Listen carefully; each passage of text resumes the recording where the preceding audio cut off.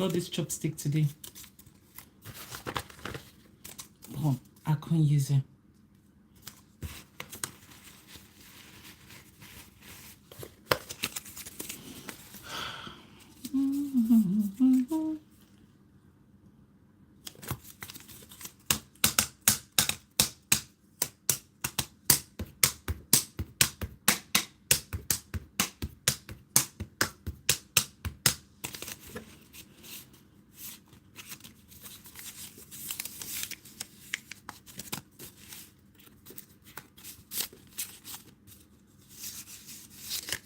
Why I don't know how to use a chopstick. I absolutely have no idea how to use a chopstick. Do I need to break it open? So I went to the Chinese buffet today, or Thai buffet, and there was actually a chopstick there. But for the life of me, or what do you call it, I don't know how to use a chopstick. I brought it home with me to practice. But how am I supposed to even grab my food with it? Like, let me see if I can grab this. So this, you just grab it. Oops. How do you grab stuff with a chopstick?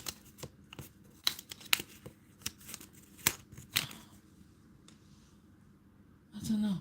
Is that how you grab a chopstick?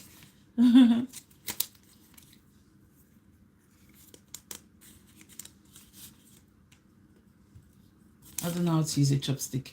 I just brought it home with me to practice with. So I'm going to practice how to use a chopstick when I need to eat something ricey, because in the restaurant today, I had like rice dish, but I didn't know how to use it, guys. So I had to use my fork, which to be honest, I wish there was like a spoon. Hi, Maritza. Hi, how are you doing today? So yeah, so I don't know how to use a chopstick, and I just brought it home to practice with. Yeah, I don't know. I would have been there all day today. So it's like a Chinese buffet, but you don't want to be stuck. So I brought it home for practice, but I was just waiting for so many people to come in to share with you guys something really interesting I found. Hi, bye. Bye. So yeah, so I found out about this book yesterday, guys. For some of you, bye Maritza, bye-bye. And for some of you that don't know about this book, I found out that apparently almost every Swedish student gets given this book when they leave school. So yesterday I went to my mother-in-law's house, and she gifted me her copy because she won't be using it anymore. And my husband was so like fascinated, like was so like excited. And I was like, it's just a regular cookbook, right? And he was like, no. So he told me the story or the history behind it. I think the first one was published in 1980, he says, and ever since then it's been in circulation. So can you imagine like almost everyone learning how to cook from the same cookbook? And apparently this is not just a cookbook, because when I opened it yesterday, I found out that it's like a kitchen Bible, and there were so many fascinating things I saw here, like food charts. I just wanted to share with you guys, but I will be making like a short and then going into a little bit of detail, because I will be trying to do as much as possible of this. So it has this one, and this actually reminded me of in school, guys. In school, when I started SFE, they actually showed us something like this, where we got to learn things about like the food and stuff like that. So it's really interesting here. There's fishes, different kind of fish, how to slice a fish, how to bake, what kind of food is served in the winter, in autumn time, fika treats, so many things, how to bake, how to measure, things you need for baking. So it's actually like a cooking Bible.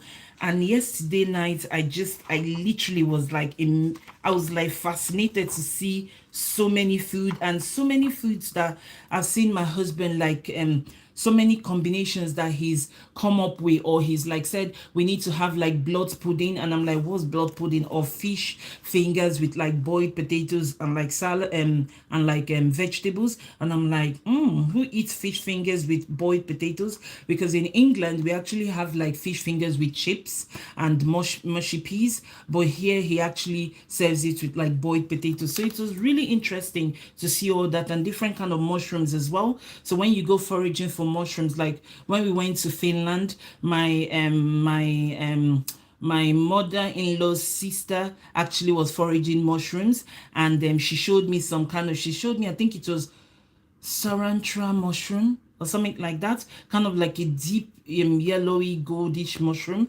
And yeah, so here it has like different kind of mushrooms, so you know which ones to pick when you go foraging. There's so much in this book, guys. This was the fish that I saw as well, so it shows you like different kind of fishes, and all in Swedish language as well. So I don't know if any of you in Sweden got given this book when you left school, because apparently almost everyone in Sweden gets given Rutiga Kokboken, and I have challenged myself. So from now on, I am going to try as much as possible from this book. There's already one that I've bookmarked. I was actually going to make that one today, but because I went out and I've had buffet. Another story about buffet, guys. I think buffets are rip-off. I go into a buffet place hoping to eat more than one plate of food, guys. And do you know that I only could eat one plate? Like, I literally had only one plate and I was stuffed. And I just couldn't eat anymore. So yeah, so because of that, this was actually the food I was going to prepare today, and I was actually going to vlog about it because it's with folokov. So it's a Swedish sausage, which is one of my favorite sausages to use for stroganoff. I do make stroganoff quite a lot with it, and apparently you can actually make this with apple. So that's the interesting thing about this dish, and I will be making this one tomorrow, guys. And I think my mother-in-law actually bookmarked the one after it, which is chili con carne, which is it's like a staple in England. In England, we eat quite a lot of chili con carne, and it's one of my favorite ways to eat mincemeat as well. But I tend to put double cream in mine because I like mine a bit creamy and a bit not salty, so I tend to put double cream in mine. So I will try this one out again, but I think I would have to put double cream in it because that's the only way I kind of like enjoy chili con carne. So there's so much here, guys. There's even like how to like bake breads and all those fika treats that you see in Ica and stuff like that. I think these like the prawn ones for like Christmas. They even have like Christmas foods as well, so recipes for Christmas. And then this was the fishes that I saw, and I was like, I know I've had the eel. Once in the Christmas market, we actually bought this eel thing. I'm not really impressed with it, guys. It was really salty, but I'm sure some people like salty stuff, but I don't like food that is really salty, and that eel was kind of a letdown for me. So I have actually fished eel in England. In England, I used to like fishing just a little bit because I lived by River Thames. So I have actually fished out eel, but I never ate it, which is strange. So yeah, so there's so much about fishes here. So imagine like leaving school, you've moved out of your home, and then you get given this in school as like a cooking Bible. It's just, I find like yesterday I was so excited, like just picturing almost every school leaver in Sweden use the same cookbook. It's really interesting. So there's like different kind of fishes on how to like slice them as well, so you don't panic. And there's lots of like baking stuff. That's one of my most like the ones that I'm really intrigued to try, because I used to like to bake a lot. I used to hi Robio Gema. Hi, I hope you're having a good day. Do you live in Sweden? Were you given this book? So I got gifted this book yesterday by my mother-in-law, and she says that almost every student in Sweden get given this book when they leave school. So it's like a Bible, a kitchen Bible. Yeah. So yeah. Hi, Robia, Roblio. And so yeah, so get given this book. So I'm just sharing it with you guys because I will be trying as much as possible from this book, guys. Like, I love to like push myself, and I don't love cooking, but I like to experiment. So I like to push myself out of my comfort zone, and I would love to share it with you guys as well. So if you're not subscribed to my YouTube channel, you can always subscribe for free and turn on your post notifications. So when I start with this book, which will be tomorrow, unfortunately I won't be able to do any recipe from here. And I'm sure most of you got given this book, and this seeing this book kind of takes you back to growing up, right? Maybe your parents actually made recipes from here, even like fruits as well, how to like cut fruits. Remember, like most of my shots are usually about how to like cut melons, mango. I've done oranges as well. I've done apples. So thank you. Thanks, Robio. Thanks. So yeah, so and this book actually shows you that even melons as well, which is so like plums. So yeah, so I will try as much as possible, because surprisingly, you may think it's strange. I never knew how to slice a mango until I did the shots that I did on how to slice mango. Because in Africa, I grew up partly in Africa, and in Africa, we just used to peel the skin of the mango, just tear the skin with your mouth, with your teeth, and then just eat it and just, hope for the best. But thanks to the power of social media, I kind of like looked into how to. Oh, bye, Robio Gamer. Thank you. Thanks for stopping by. Have a good day. Yeah. Thank you. Thanks for the sub as well. Thank you. So learning, it's good. I learn, I share with you guys, because like I said, up until when I learned, I googled how to slice a mango. I've never sliced a mango the way I did. So yeah, so there's so much in this book that I can't wait to share with you guys, and I hope that this book will kind of take some of you back to your childhood memories. So this book is Rutiga Kokboken. I got gifted this by my mother-in-law. Apparently it's an expensive book as well. So usually when I buy cookbook, guys, I go to the charity shop.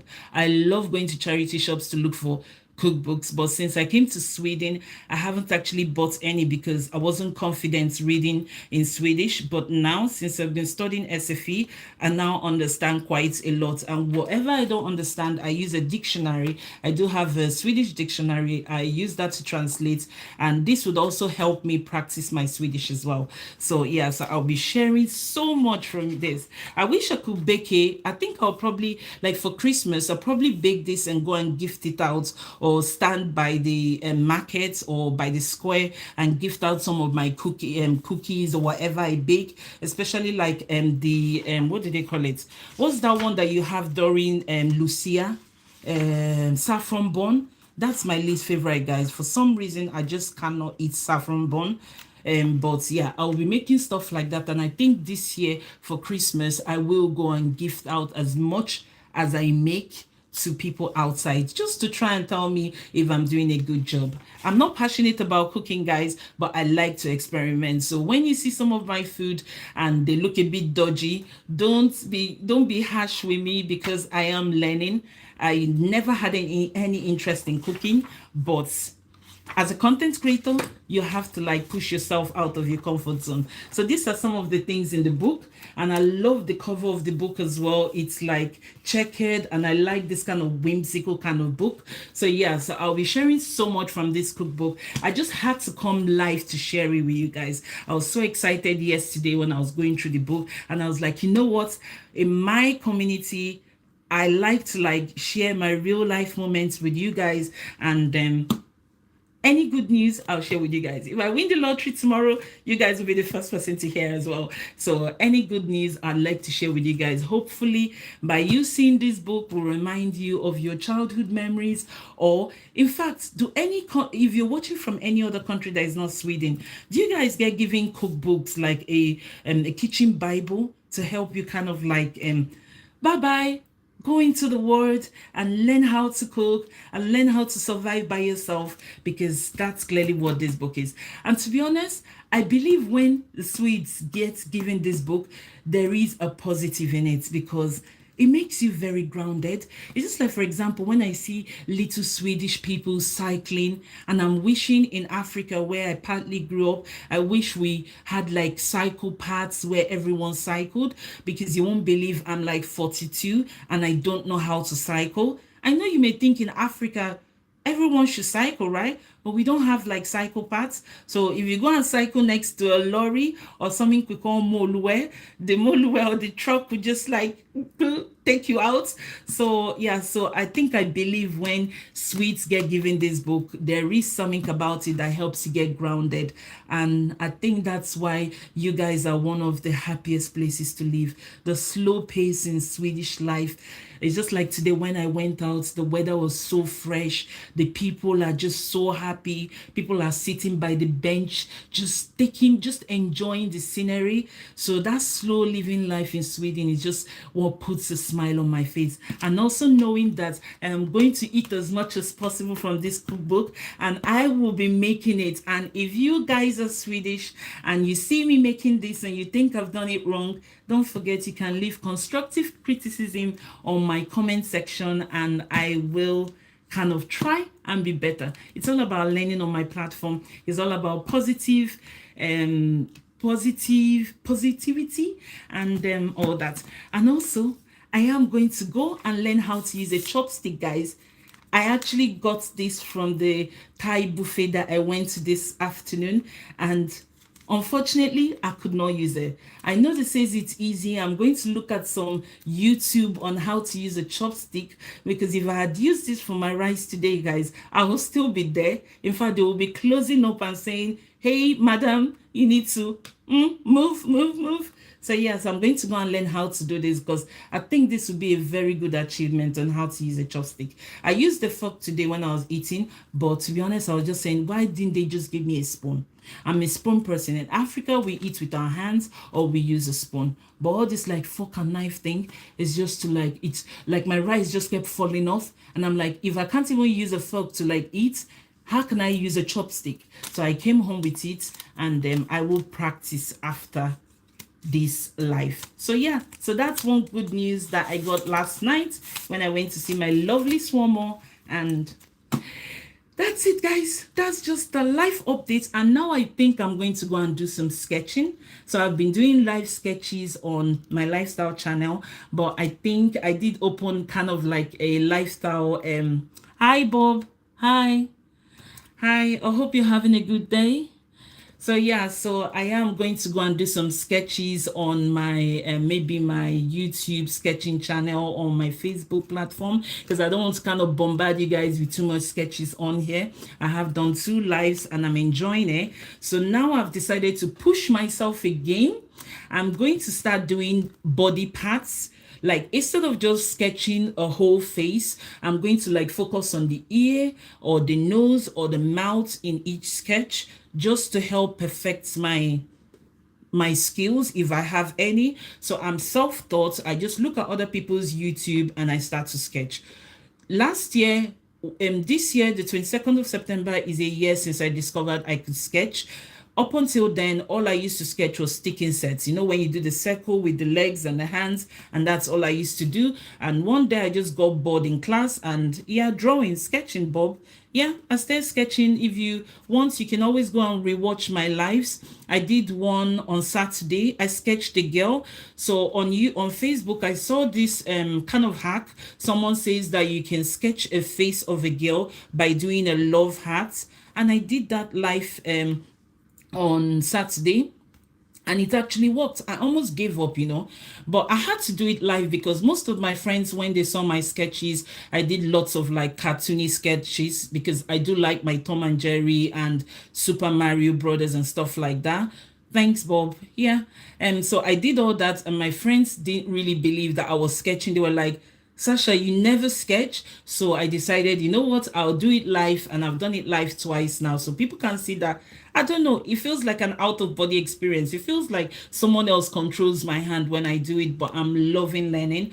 So yeah, so I don't want to bombard you guys too much here with my live sketches, but I will use my other platform to start sketching nose, because I want to like perfect every part of the body parts. But even though now I'm kind of like comfortable doing faces, like I actually drew a sketch of Zelensky, the president of Ukraine. That really surprised me. Like, that was literally him. And all I did was just look at YouTube. I Googled how to sketch Zelensky's face, and I actually drew it. And then I did one of Donald Trump as well. And I got it. Like I was so amazed when I did it. And I did one of an African girl with like super coily hair. And I remember when I showed it to my mom, she was like, did you draw that? I was like, yeah, I did. No jokes, I did. But I suppose what helps me with the sketching is because I do have photographic memory. So I think when I look at something, and that's why I get frustrated when I sketch and it's not perfect or it's not exactly as I see. So I think maybe it's because I kind of like yeah, I know. Yeah, but Bob, why you may think it's funny choices.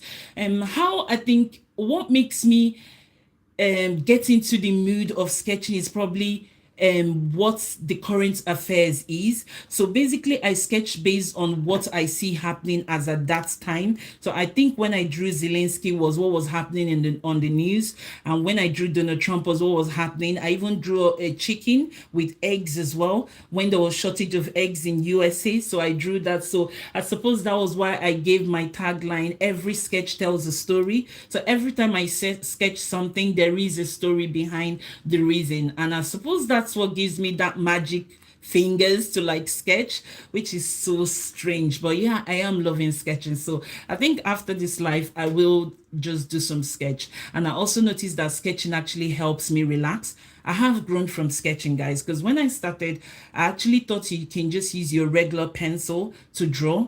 I made so much mistakes. I thought you could, it was so difficult, but I noticed that the best way to know how to sketch is using the right pencils. And ever since I got the Feeble Castle pencil set, it's really helped me. So I think having the right tools to sketch is really, really good. That every other thing just comes in. So yeah, so I challenge myself a lot. Whenever I see all those hacks on Facebook, you know, like the 30 seconds hack on drawing things, I want to do it, and I want to do things that are very hard.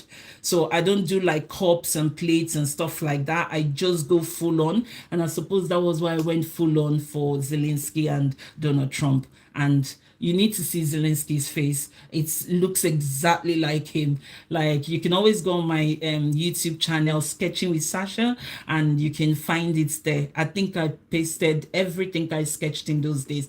Then I actually used to sketch every day. So 22nd of September is 1 year since I discovered that I can sketch. So the moral of this story is it's never too late to learn anything, because I never thought I could do that, and now I'm doing it. I don't know about singing though, guys. If I sing, the windows will probably shatter. So I can't promise that I'm going to be an opera singer, but I think sketching has really surprised me, and also cooking as well. So up until before I started doing my YouTubing and stuff like that, I just wasn't really passionate about cooking. I'm still not that like, I'm not really that passionate to be a chef or to be a cook for a living, because I think it's a very hard job, guys. Like when you see, like it makes me like when I go to restaurants and I see how expensive food is, sometimes I like don't try to bargain with them, because if you leave me, I'll gonna ask for discounts in restaurants. And that's why I rarely go to restaurants. Whenever I go to restaurants, it's because I've been dragged there, like today when I went there and I came back with my chopstick. So yeah, so yeah, probably it does, right? I'm sure, like, yeah, because like sometimes I even wonder, Bob, when people cook, do they eat the food they cook? Because I notice sometimes when I cook, I don't want to eat that food that I've cooked. So imagine if you cook for a living. Imagine how, I don't know. It's a really, really hard job. So imagine cooking in Spain that is very hot, or cooking in Dubai, like in a kitchen. Like now I'm just talking, I'm like sweating. So imagine like cooking. I need to turn up this fan, guys, because it's so warm here. I've got all the lights on. So yeah, so I will go and sketch now, and I just wanted to share this good news with you guys. So don't forget, you can subscribe to my YouTube channel and turn on your post notification box, because I will be trying as much as possible from this food cookbook. And you can also leave me a comment if there's any food you want me to try out here. Leave me a comment and I will. Yeah, so this cookbook is given to almost every Swedish student. If you're from Sweden, Bob, were you actually given this book? Swedish meatballs? Yeah, I actually saw Swedish meatballs here, guys. They said it's like a classic one, right? But you know what? I think I am also going to share with you guys another classic way to cook Swedish meatballs. So I think you can actually boil your meatballs in chicken stock. There is a brand called, is it, oh, I can't remember the brand. It's like a Christmas meatballs that they boil the meatballs in chicken stock and it tastes so good. You've never tried that? Oh my days, it's in Ika. It's quite an expensive one though. Brand of meatballs. It's so tasty, guys. That's actually what made me fall in love with Swedish meatballs. I don't know about the other types, but that particular meatball from Ika, it's the brand actually makes like sausages as well. So yeah, I will be doing that meatball, but they do have like their classic meatball here. They even have pulsa. There's this pulsa that looks like mashed beans or pork or something. Another one that I like is their pea soup. Like every Thursdays you do pea soup, right? Okay. Okay, are you Swedish then, Bob? I do like traditional stuff as well. Like in England we have like roast dinner. Oh, you're Swedish. So were you given this book when you left school? Because apparently they said every Swedish person get given this book, and apparently this book started in 1980. No. Oh, okay, because apparently they said almost everyone gets given this book when they leave school. And I think this one is from 1990, but they say the recipes are still the same. And yeah, so I've been looking at this since yesterday, and it's so fascinating. So I'll be trying as much as possible from this, like even pies as well. You guys have got pies in England. We have something called pork pie, like, and you guys have, but I also noticed that you Swedish people have a different kind of cheese pie. So sorry, cheesecake. Your cheesecake I don't really like, guys, but the English cheesecake is really tasty. Your cheesecake is like curdled egg, right? Yeah, like there's some things like saffron bun cheesecake, Swedish cheesecake I would not try. It's more foodie.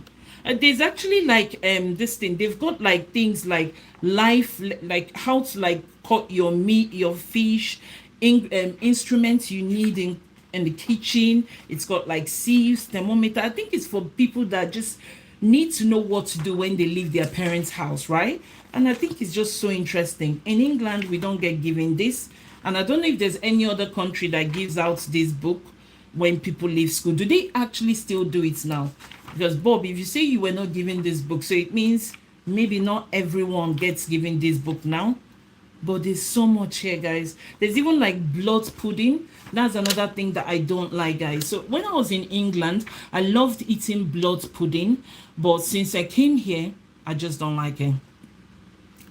Oh, okay, so maybe they've stopped. Yeah, because they said this book started in 1980 and this was from 1990. So maybe this generation don't get given this book, because to be honest, everyone uses online, right? So not everyone uses cookbooks anymore. And like I said, like since I came to Sweden, I haven't bought any cookbook, and if I was to buy a cookbook, I'll go to the charity shop to get one. Okay, so probably you were not given one, Bob. 2019. So yeah, so it's good to know now that okay, 2019 set wasn't given this. But yeah, it's really interesting how to slice onions, how to do all this. There's Christmas platters as well. I think these all like meats. I see some of these ones when you go to Ika, like you see lots of like meats like this. So there's so much here, guys, so much. This is like a bible for me. I do love trying new stuff, so I will try as much as possible. Anyway, guys, so that's it. I just wanted to share with you guys my real life moments today, and I'm really happy because this is something for me to try. So I'm gonna have to wrap up now and go and do some sketches, guys. So thank you so much for stopping by. Thank you to everyone that subscribed. Thank you to everyone watching. Thank you. Thank you so much, Bob. Enjoy the rest of your day, and turn on your post notification as well, so you get a notification when I upload a new short or even a live as well. And I'll see you guys on the next one. Bye bye.